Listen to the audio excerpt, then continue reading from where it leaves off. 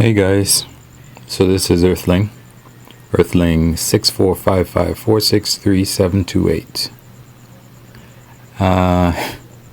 Yeah, I probably should identify myself in case people get me confused with Earthling 645546377729.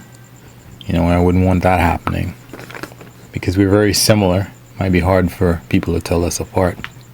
Anyway, I wanted to do another audio podcast. Is that what this is?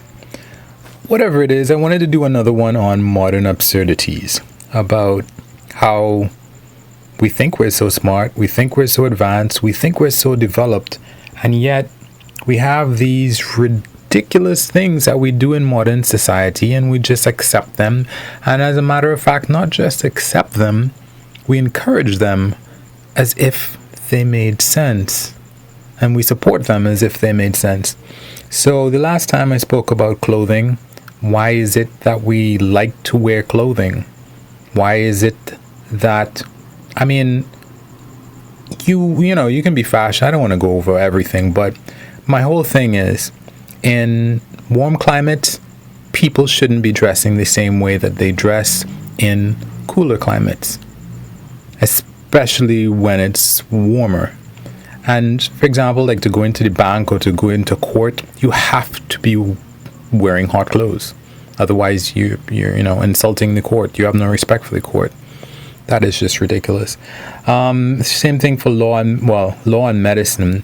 The idea is that everybody has to have this certain caliber of intelligence or something in order to be a lawyer or to be a doctor. So that means that it's so expensive that poor people can't afford it, or they can't get proper care, because everybody has to be, if you can't afford a BMW, then you get nothing. That's basically what we have in medicine, right? Anyway, what I wanted to talk about today is childhood, the modern idea of childhood.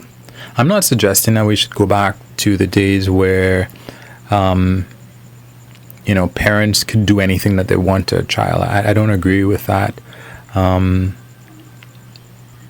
But what I'm thinking is that childhood, when we look around at other animals, species, whatever, it's a time period where you learn to do what's expected of you as an adult. And I think that that's kind of been lost in modern society. In modern society, to begin with, I'm going to go into it a little bit further with respect to school, which is another absurdity to me. Why is it that we are just expecting, or to a degree, we want kids to have so much fun? The fun that we see other animals having is a fun, it seems fun, to us it looks fun, but they're still preparing for life as an adult creature. So, when they're rough and tumbling with their siblings or other animals their age, they are setting up a dominance hierarchy to say, I'm on top of you, you're on top of me, whatever. And no, you can't really say if that's right or wrong. For a lot of species, the least dominant animal gets a lot of stress, but they are learning. For example, for predators, you learn to hunt. For animals that aren't predators, you get some brutal experiences and death of animals that are around you. I don't know if animals actually learn from that, because if you're a deer, you need to know how to walk and run very quickly. And that's not even something that you have to learn. You have to be spot on. And we are not deer. We're not prey animals. But still, we have this idea, and we should, to a degree, protect, immature or young from the brutalities of life. Absolutely. But at the same time, a lot of things that we try to escape from, try to protect our kids from, are the things that made us who we are. And we don't know how to make kids we don't know how to protect them and at the same time make them better. And I think we're doing a horrible job at it. I think there should be a lot of studies with respect to it. But the idea of just have fun, just have fun. And one thing that I'd really like to talk about is that the people that I see, and I don't always recommend it, I don't always see it as a positive, but the people that I see who have fantastic careers are often people who have been preparing from since they were young. For example, Michael Jackson was performing from since he was young. Bill Gates, he learned how to program from very early. Warren Buffett learned about business from very early. Again, there's problems with those models, but at the same time, I think there are also some benefits. There should be a middle ground to a degree. Anyway, let's talk about school. To me, school is so ridiculous. School, and I'm sorry, even teaching is ridiculous. From the very first moment that we had audio recordings, we could have dispensed with teachers, to me. That's, everybody gets a recording of this, listen to it, come back tomorrow, let's take a test and see if you've paid attention. That, to me, that could be pretty much every class could be a test. This is a test of what you learned or should have learned last night at home or yesterday at home or whenever at home. This idea that you're going to actually achieve something useful in a specific span of time at school is ridiculous. I was telling a relative of mine this. I taught for a while, and this is my experience with teaching. I went up to the board and showed the kids how to do X, Y, do this. And then I said, because this was something that nobody had done with me, but I figured, hey, let me try it with the kids, see if it works. I called somebody up and I said, hey, what I just showed you, here's another example, you do it. They were stuck. They didn't know the first thing to do. And when I had asked everyone, hey, do you understand this? Yeah, everybody understood it. And he didn't know what to do. So I said, okay, that's fine. Let's go over it again. The kid went back and sat down. I showed everybody the same thing again. So now I called a different kid up and I said, okay, great. Now you do it. Same exact thing. They were stuck again. They had no idea what to do. And of course, I did it a third time. And the same thing happened during that period where I was teaching these kids. And it wasn't anything that was very difficult at all. Maybe I should have, I don't know how to put it, but that incident stuck with me. And, in talking to my relative about this just a while ago, I realized that has nothing to do with me. I remember there were lots and lots of times when I was at school and actually in university, and the teacher taught something and I understood it. Just like the kids I had shown, I understood it just fine. And when I went home to do the assignment, to start to do the homework, I had no clue what to do. I had to go back and reread everything that the teacher had, quote unquote, taught in class. In both instances, it was math, but the same thing could happen with respect to English and identifying the parts of a sentence.